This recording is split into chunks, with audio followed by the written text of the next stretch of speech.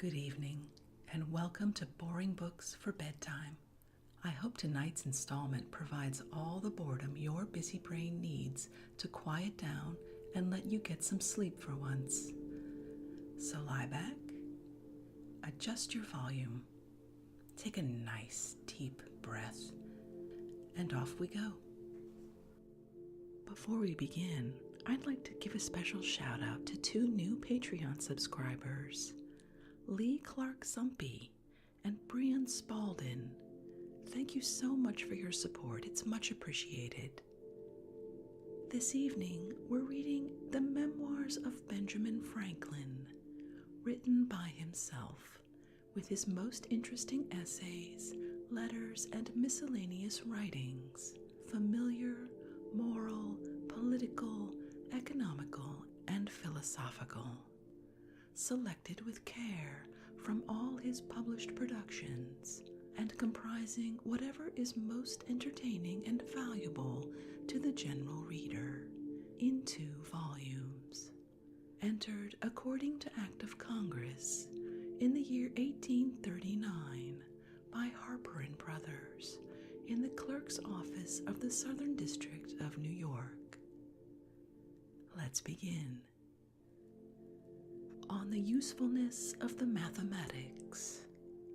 Mathematics originally signified any kind of discipline or learning, but now it is taken for that science which teaches or contemplates whatever is capable of being numbered or measured.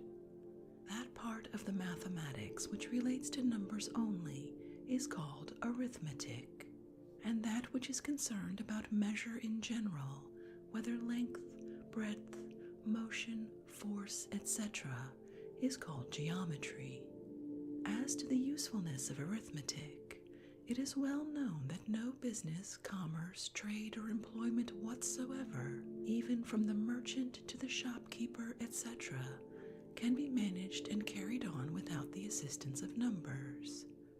For by these the trader computes the value of all sorts of goods that he dealeth in, does his business with ease and certainty, and informs himself how matters stand at any time with respect to men, money, and merchandise, to profit and loss, whether he goes forward or backward, grows richer or poorer.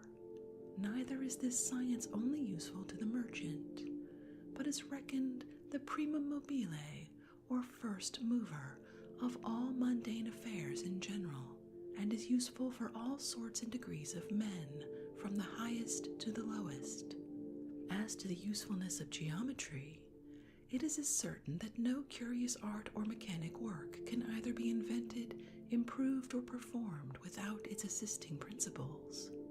It is owing to this that astronomers are put into a way of making their observations, coming at the knowledge of the extent of the heavens, the duration of time, the motions, magnitudes, and distances of the heavenly bodies, their situations, positions, risings, settings, aspects, and eclipses, also the measure of seasons, of years, and of ages. It is by the assistance of this science that geographers present to our view at once the magnitude and form of the whole earth, the vast extent of the seas, the divisions of empires, kingdoms, and provinces. It is by the help of geometry the ingenious mariner is instructed how to guide a ship through the vast ocean, from one part of the earth to another, the nearest and safest way, and in the shortest time. By help of this science, the architects take their just measures for the structure of buildings, as private houses, churches, palaces, ships, fortifications, etc. By its help, engineers conduct all their works, take the situation and plan of towns, forts, and castles, measure their distances from one another, and carry their measures into places that are only accessible to the eye. From hence also is deduced that admirable art of drawing sundials on any place, howsoever situate, and for any part of the world, to point out the exact time of the day, the sun's declination, altitude, amplitude, azimuth, and other astronomical matters. By By geometry, the surveyor is directed how to draw a map of any country, to divide his lands, and to lay down and plot any piece of ground, and thereby discover the area in acres, rods, and perches. The gauger is instructed how to find the capacities or solid contents of all kinds of vessels, in barrels, gallons, bushels, etc. And the measurer is furnished with rules for finding the areas and contents of superficies and solids, and casting up all manner of workmanship.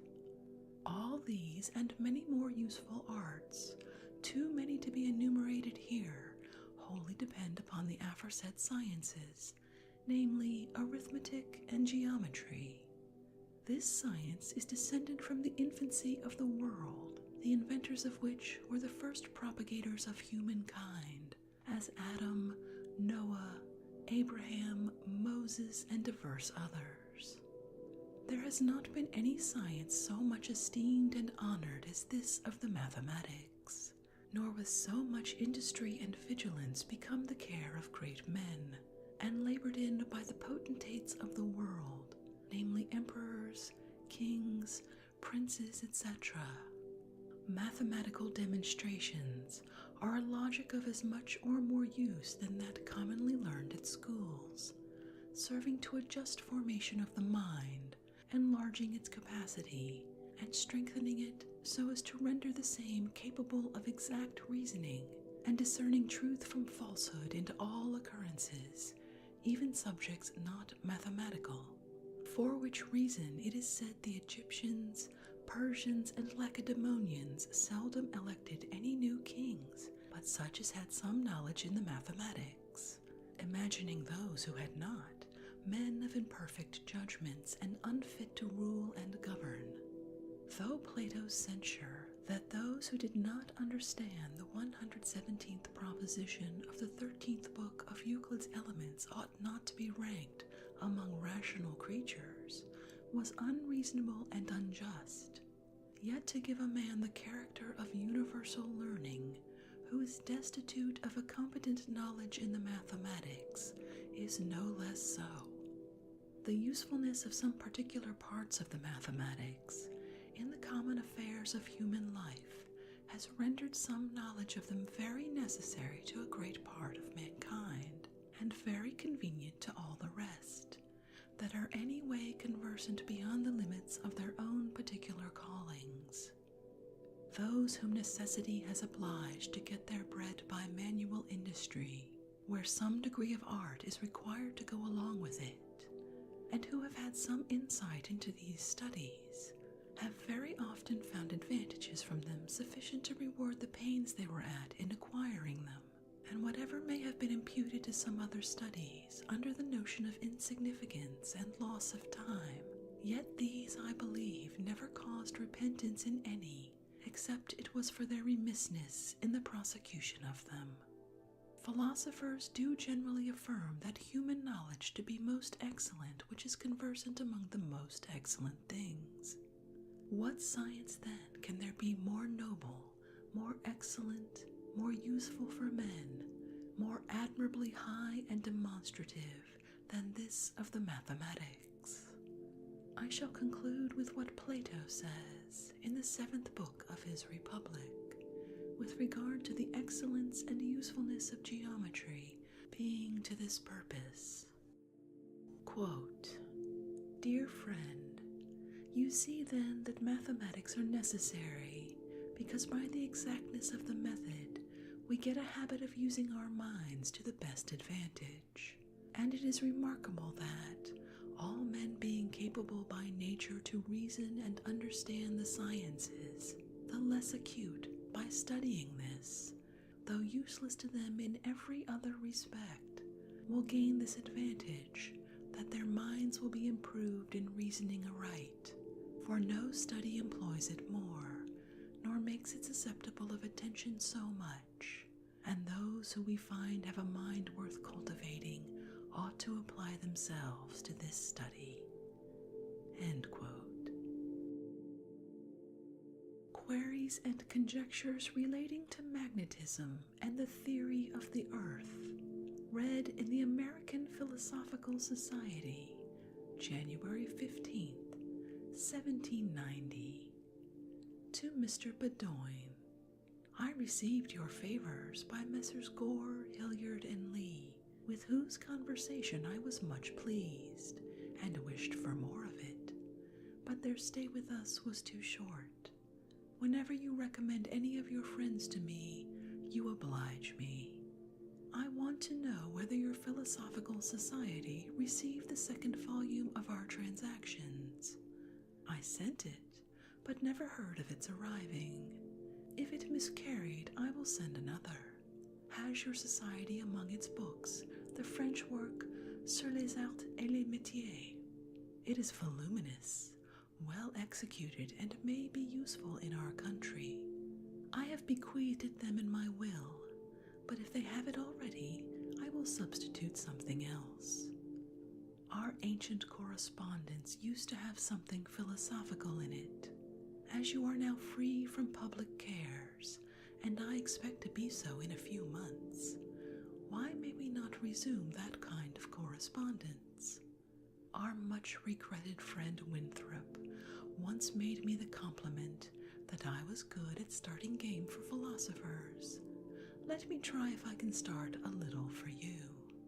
Has the question, how came the earth by its magnetism, ever been considered? Is it likely that iron ore immediately existed when this globe was at first formed? Or may it not rather be supposed a gradual production of time? If the earth is at present magnetical, in virtue of the masses of iron ore contained in it, might not some ages pass before it had magnetic polarity? Since iron ore may exist without that polarity, and by being placed in certain circumstances may obtain it from an external cause, is it not possible that the earth received its magnetism from some such cause? In short, may not a magnetic power exist throughout our system, perhaps through all systems, so that if men could make a voyage in the starry regions, a compass might be of use? And may not such universal magnetism, with its uniform direction, be serviceable in keeping the diurnal revolution of a planet more steady to the same axis?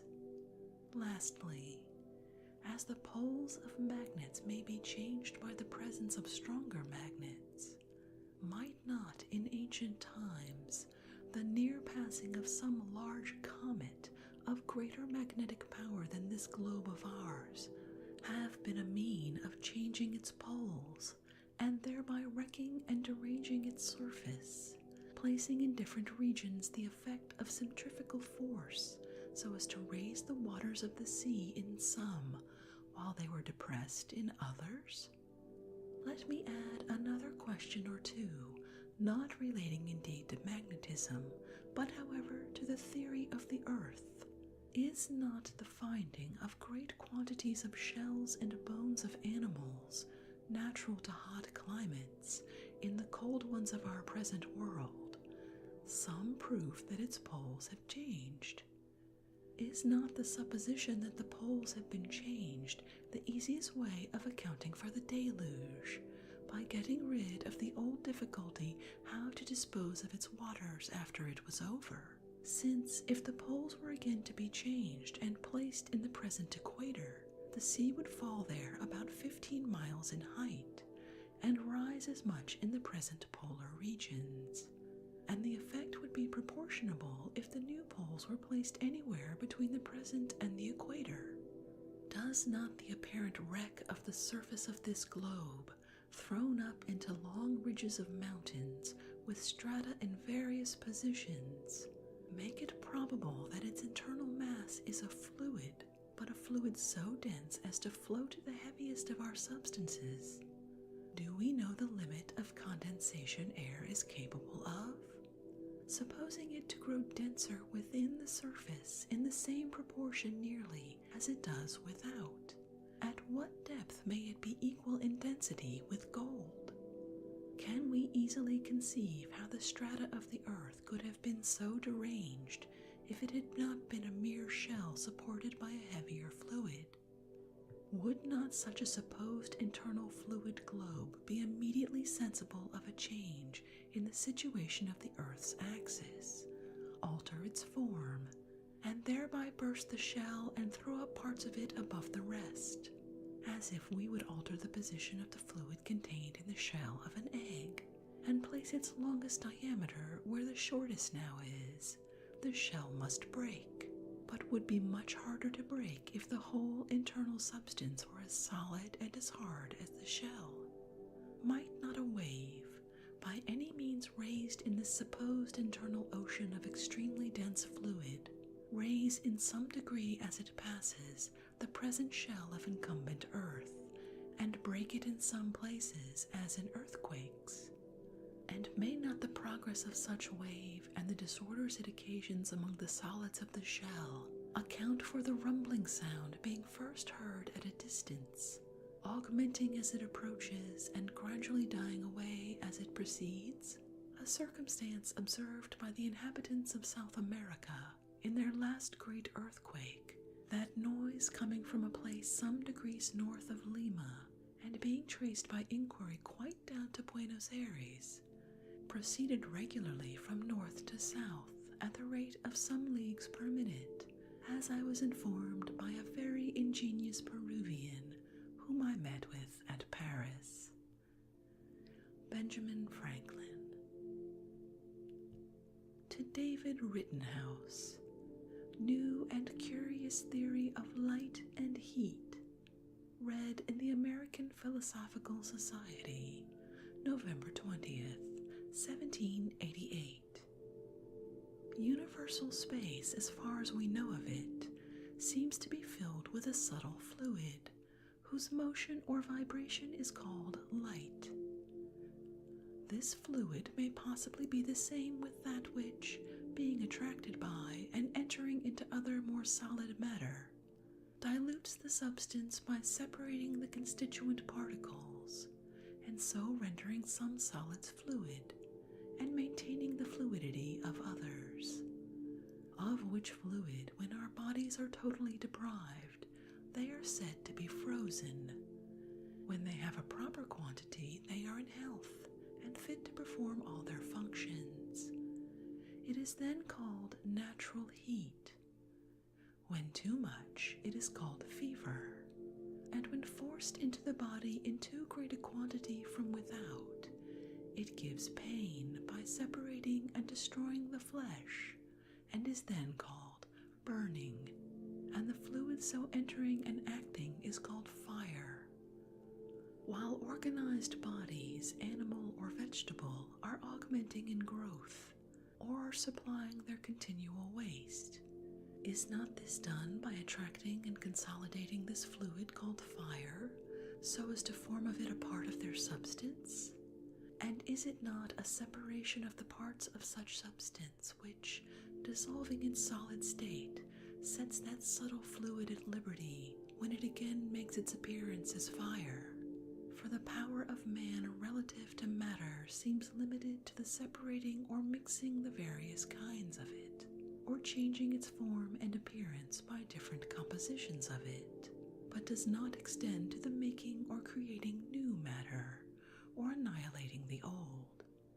Thus, if fire be an original element or kind of matter, its quantity is fixed and permanent in the universe. We cannot destroy any part of it or make addition to it. We can only separate it from that which confines it, and so set it at liberty, as when we put wood in a situation to be burned, or transfer it from one solid to another, as when we make lime by burning stone, a part of the fire dislodged in the fuel being left in the stone. May not this fluid, when at liberty, be capable of penetrating and entering into all bodies, organized or not, quitting easily in totality those not organized, and quitting easily in part those which are, the part assumed and fixed, remaining till the body is dissolved? Is it not this fluid which keeps asunder the particles of air, permitting them to approach, or separating them more in proportion as its quantity is diminished or augmented? Is it not the greater gravity of the particles of air which forces the particles of this fluid to mount with the matters to which it is attached, as smoke or vapor? Does it not seem to have a greater affinity with water, since it will quit a solid to unite with that fluid and go off with it in vapor, leaving the solid cold to the touch, and the degree measurable by the thermometer? The vapor rises attached to this fluid, but at a certain height they separate, and the vapor descends in rain, retaining but little of it, in snow or hail less. What becomes of that fluid? Does it rise above our atmosphere and mix with the universal mass of the same kind? Or does a spherical stratum of it, denser as less mixed with air, attracted by this globe, and repelled or pushed up only to a certain height from its surface by the greater weight of air, remain there surrounding the globe and proceeding with it round the sun? In such case as there may be a continuity of communication of this fluid through the air quite down to the earth, is it not by the vibrations given to it by the sun that light appears to us? And may it not be that every one of the infinitely small vibrations, striking common matter with a certain force, enters its substance, is held there by attraction, and augmented by succeeding vibrations, till the matter has received as much as their force can drive into it? Is it not thus that the surface of this globe is continually heated by such repeated vibrations in the day, and cooled by the escape of the heat when those vibrations are discontinued in the night, or intercepted and reflected by clouds? Is it not thus that fire is amassed and makes the greatest part of the substance of combustible bodies? Perhaps when this globe was first formed, and its original particles took their place at certain distances from the center, in proportion to their greater or less gravity, the fluid fire attracted towards that center might in great part be obliged, as lightest, to take place above the rest, and thus form the sphere of fire above supposed, which would afterward be continually diminishing by the substance it afforded to organized bodies, and the quantity restored to it again by the burning or other separating of the parts of those bodies. Is not the natural heat of animals thus produced, by separating in digestion the parts of food and setting their fire at liberty? Is it not this sphere of fire which kindles the wandering globes that sometimes pass through it in our course round the sun, have their surface kindled by it, and burst when their included air is greatly rarefied by the heat on their burning surfaces? May it not have been from such considerations that the ancient philosopher supposed a sphere of fire to exist above the air of our atmosphere? Benjamin Franklin. Of lightning, and the methods now used in America for the securing of buildings and persons from its mischievous effects. Experiments made in electricity first gave philosophers a suspicion that the matter of lightning was the same with the electric matter. Experiments afterward made on lightning obtained from the clouds by pointed rods, received into bottles and subjected to every trial, have since proved this suspicion to be perfectly well founded, and that whatever properties we find in electricity are also the properties of lightning. This matter of lightning or of electricity is an extreme subtle fluid, penetrating other bodies and subsisting in them, equally diffused. When, by any operation of art or nature, there happens to be a greater proportion of this fluid in one body than in another, the body which has most will communicate to that which has least, till the proportion becomes equal, provided the distance between them be not too great, or, if it is too great, till there be proper conductors to convey it from one to the other. If the communication be through the air without any conductor, a bright light is seen between the bodies, and a sound is heard. In our small experiments, we call this light and sound the electric spark and snap. But in the great operations of nature, the light is what we call lightning, and the sound, produced at the same time, though generally arriving later at our ears than the light does to our eyes, is, with its echoes, called thunder. If the communication of this fluid is by a conductor, it may be without either light or sound, the subtle fluid passing in the substance of the conductor. If the conductor be good and of sufficient bigness, the fluid passes through it without hurting it. If otherwise, it is damaged or destroyed. All metals and water are good conductors. Other bodies may become conductors by having some quantity of water in them, as wood and other materials used in building. But not having much water in them, they are not good conductors, and therefore are often damaged in the operation. Glass, wax, silk, wool, hair, feathers, and even wood perfectly dry are non-conductors. That is, they resist instead of facilitating the passage of this subtle fluid. When this fluid has an opportunity of passing through two conductors, one good and sufficient as of metal, the other not so good, it passes in the best, and will follow it in any direction.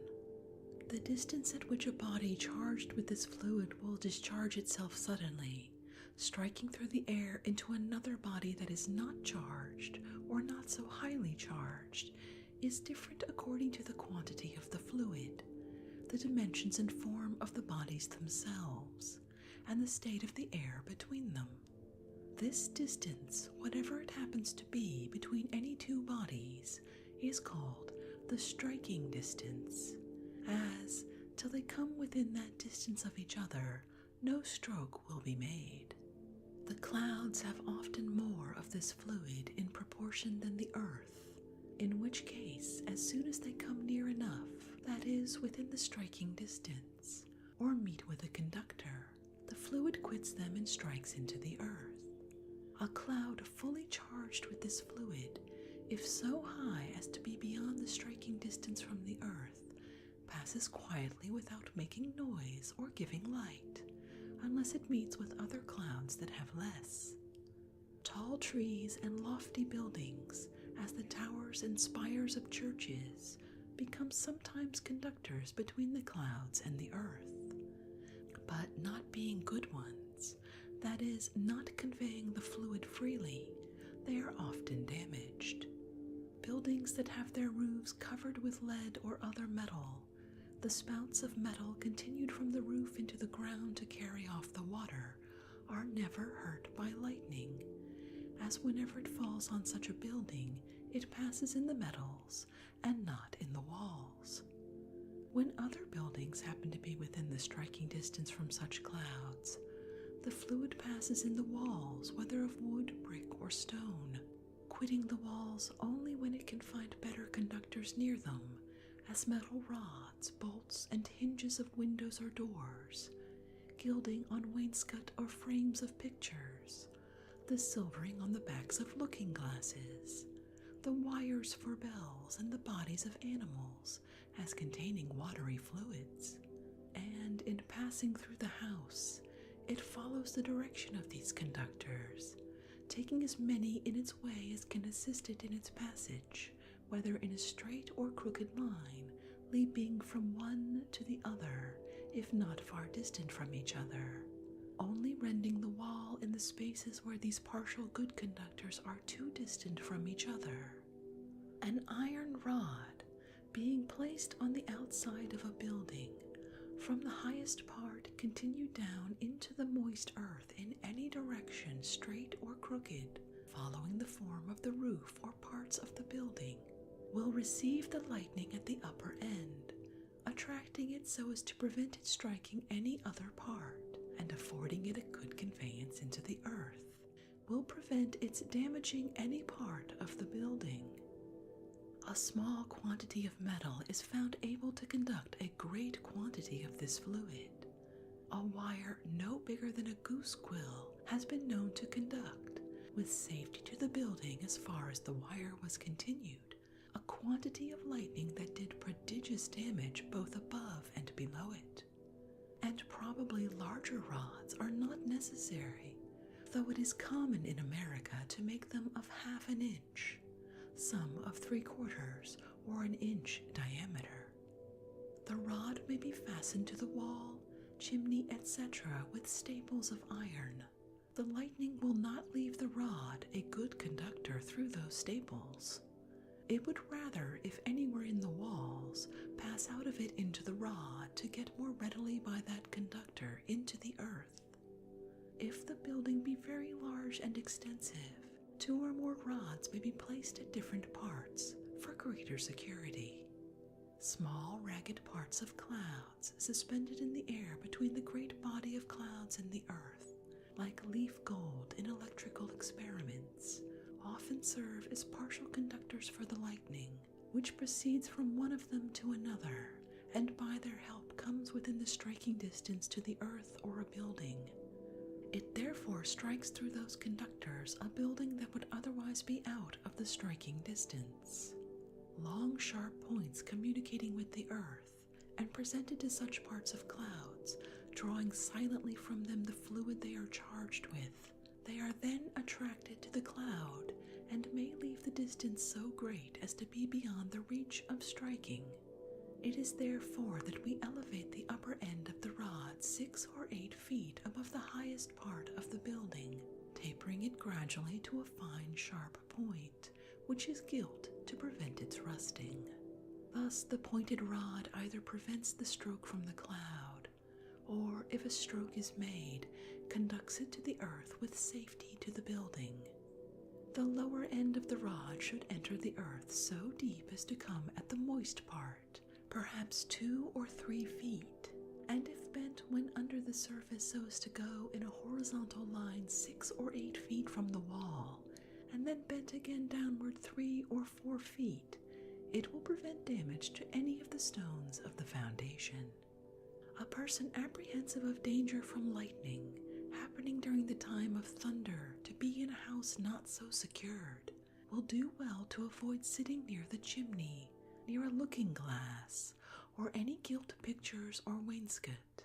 The safest place is the middle of the room, so it be not under a metal luster suspended by a chain, sitting on one chair and laying the feet up in another. It is still safer to bring 2 or 3 mattresses or beds into the middle of the room, and folding them up double, place the chair upon them, for they not being so good conductors as the walls, the lightning will not choose an interrupted course through the air of the room and the bedding, when it can go through a continued better conductor, the wall.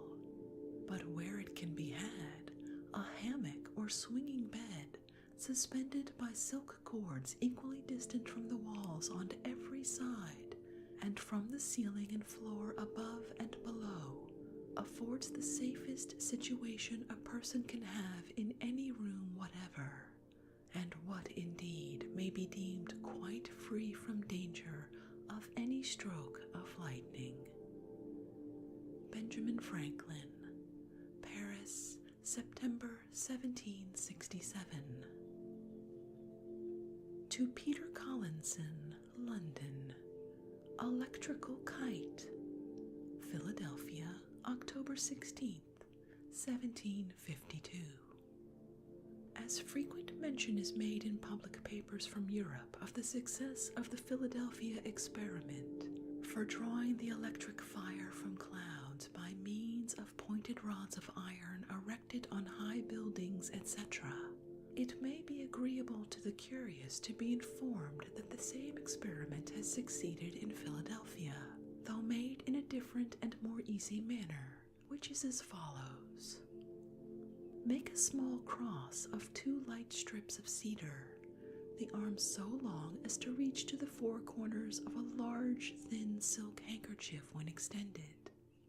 Tie the corners of the handkerchief to the extremities of the cross, so you have the body of a kite, which, being properly accommodated with a tail, loop, and string, will rise in the air like those made of paper.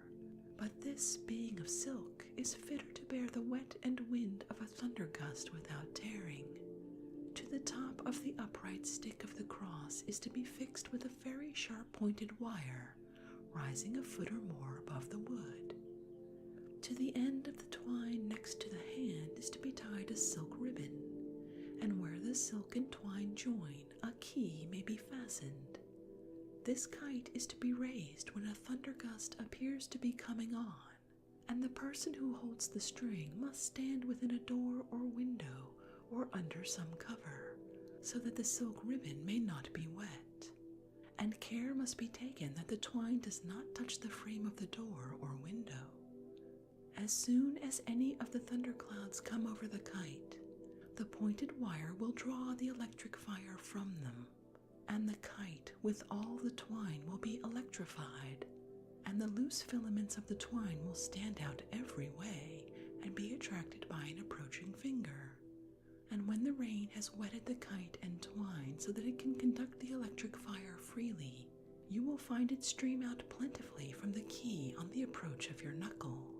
At this key the vial may be charged, and from electric fire thus obtained spirits may be kindled, and all the other electric experiments be performed, which are usually done by the help of a rubbed glass globe or tube, and thereby the sameness of the electric matter with that of lightning completely demonstrated. Benjamin Franklin. Physical and meteorological observations, conjectures, and suppositions. Read at the Royal Society, June 3rd, 1756. The particles of air are kept at a distance from each other by their mutual repulsion. Whatever particles of other matter not endued with that repellency are supported in air must adhere to the particles of air and be supported by them, for in the vacancies there is nothing they can rest on. Air and water mutually attract each other, hence water will dissolve in air as salt in water.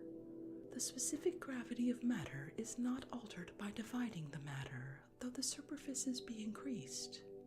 16 leaden bullets of an ounce each weigh as much in water as 1 of a pound, whose superficies is less. Therefore, the supporting of salt in water is not owing to its superficies being increased.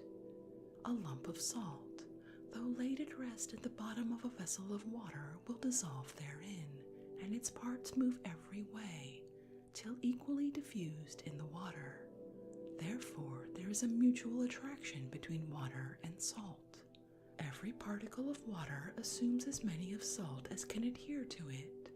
When more is added, it precipitates and will not remain suspended. Water in the same manner will dissolve in air, every particle of air assuming 1 or more particles of water. When too much is added, it precipitates in rain. But there not being the same contiguity between the particles of air as of water, the solution of water in air is not carried on without a motion of the air, so as to cause a fresh accession of dry particles. Part of a fluid having more of what it dissolves will communicate to other parts that have less. Thus very salt water, coming in contact with fresh, communicates its saltness till all is equal, and the sooner if there is a little motion of the water. Air, suffering continual changes in the degree of its heat from various causes and circumstances, and consequently changes in its specific gravity, must therefore be in continual motion. A small quantity of fire mixed with water, or degree of heat therein, so weakens the cohesion of its particles, that those on the surface easily quit it, and adhere to the particles of air. Air moderately heated will support a greater quantity of water invisibly than cold air, for its particles being by heat repelled to a greater distance from each other, thereby more easily keep the particles of water that are annexed to them from running into cohesions that would obstruct, refract, or reflect the light. Hence, when we breathe in warm air, though the the same quantity of moisture may be taken up from the lungs as when we breathe in cold air, yet that moisture is not so visible. Water being extremely heated, i.e., to the degree of boiling, its particles in quitting it so repel each other as to take up vastly more space than before, and by that repellency support themselves, expelling the air from the space they occupy. That degree of heat being lessened, they again mutually attract, and having no air particles mixed to adhere to, by which they might be supported and kept at a distance, they instantly fall, coalesce, and become water again. The water commonly diffused in our atmosphere never receives such a degree of heat from the sun or other cause as water has when boiling. It is not therefore supported by such heat, but by adhering to air. A particle of air loaded with adhering water or any other matter is heavier than before and would descend. The atmosphere supposed at rest, a loaded descending particle must act with a force on the particles it passes between or meets with, sufficient to overcome in some degree their mutual repellency and push them nearer to each other. Every particle of air, therefore, will bear any load inferior to the force of these repulsions.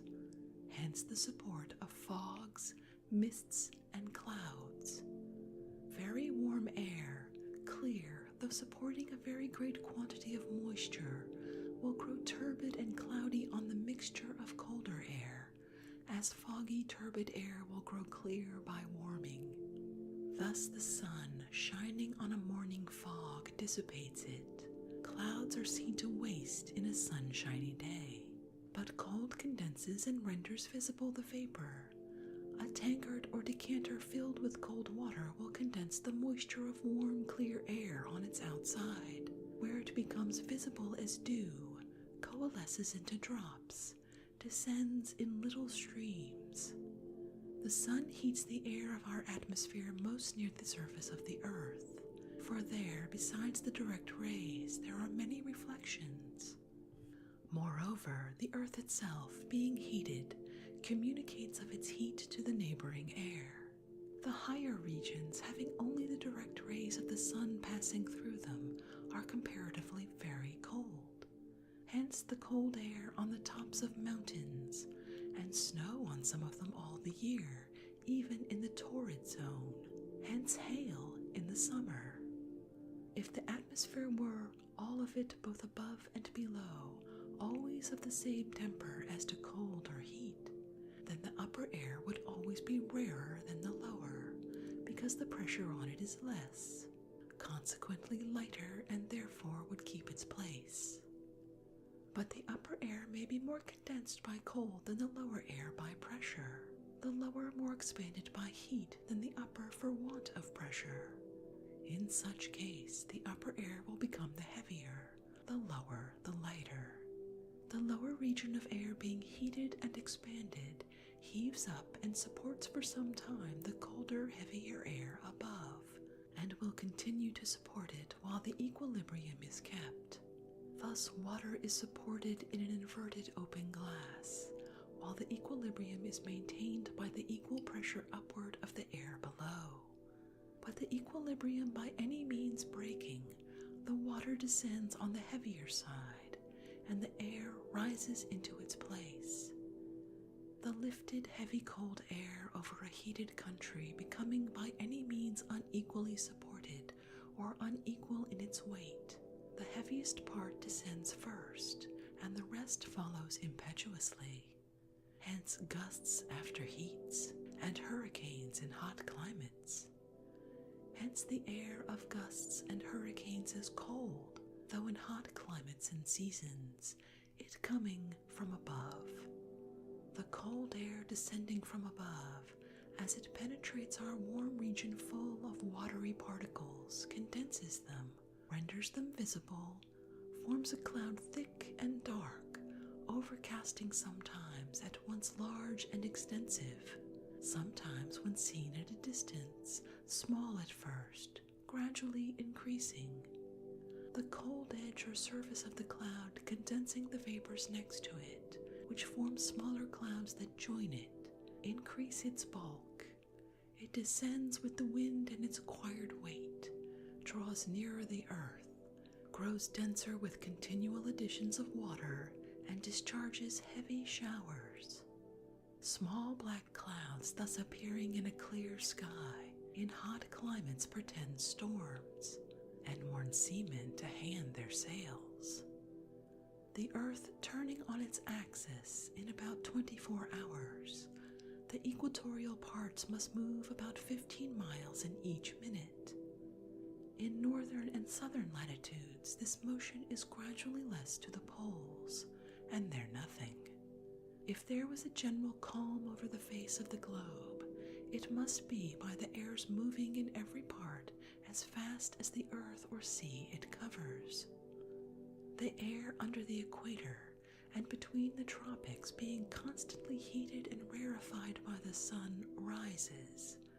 Its place is supplied by air from northern and southern latitudes, which, coming from parts wherein the earth and air had less motion, and not suddenly acquiring the quicker motion of the equatorial earth, appears an east wind blowing westward, the earth moving from west to east and slipping under the air. Thus, when we ride in a calm, it seems a wind against us. If we ride with the wind and faster, even that will seem a small wind against us. The air rarefied between the tropics and rising must flow in the higher region north and south. Before it rose, it had acquired the greatest motion the earth's rotation could give it.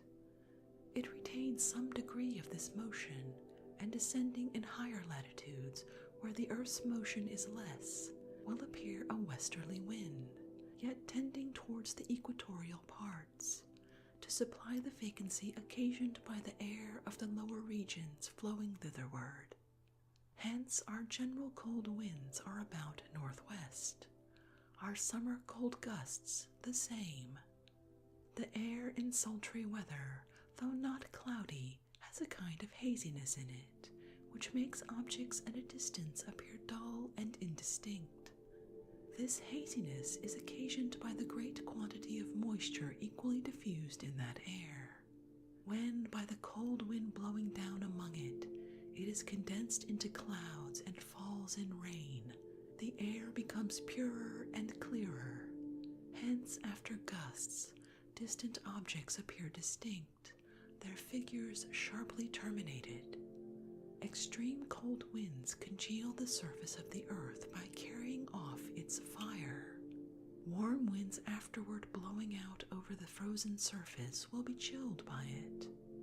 Could that frozen surface be turned under, and warmer turned up from beneath it, those warm winds would not be chilled so much. The surface of the earth is also sometimes much heated by the sun, and such heated surface not being changed heats the air that moves over it.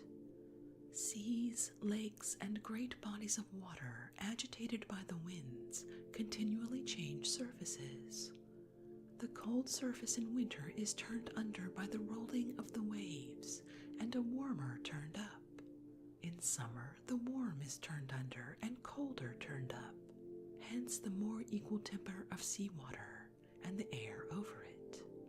Hence, in winter, winds from the sea seem warm, winds from the land cold. In summer, the contrary. Therefore, the lakes northwest of us, as they are not so much frozen nor so apt to freeze as the earth, rather moderate than increase the coldness of our winter winds. The air over the sea being warmer and therefore lighter in winter than the air over the frozen land may be another cause of our general northwest winds, which blow off to sea at right angles from our North American coast. The warm, light sea air rising, the heavy, cold land air pressing into its place.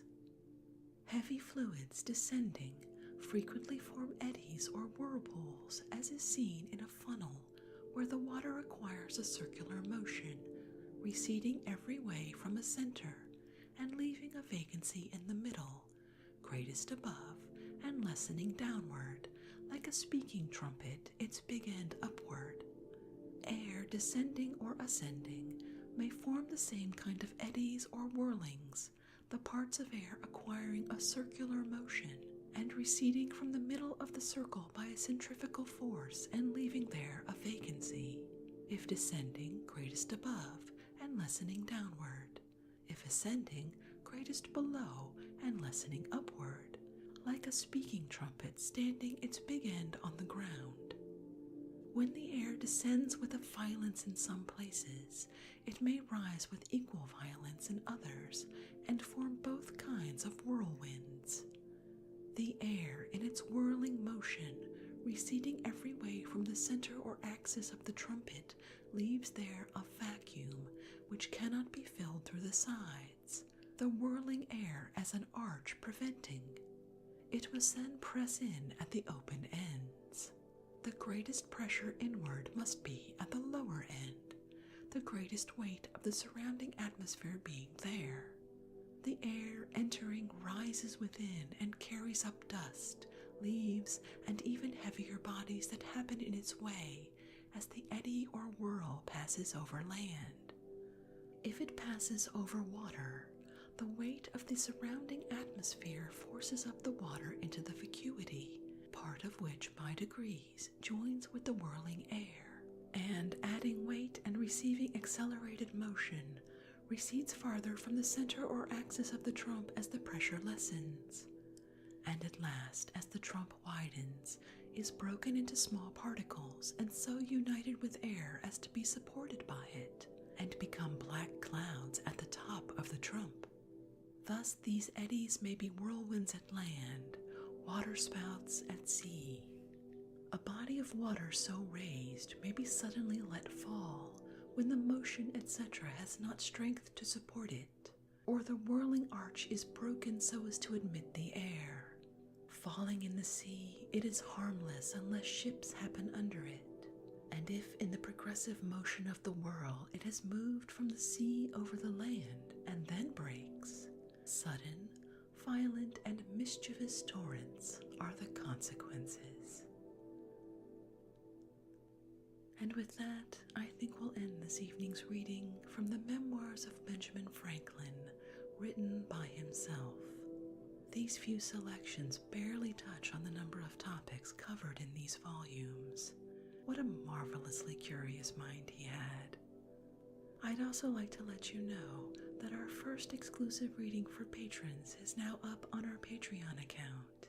It's another reading from the 1897 Sears Catalog Drug Department, and it's something else.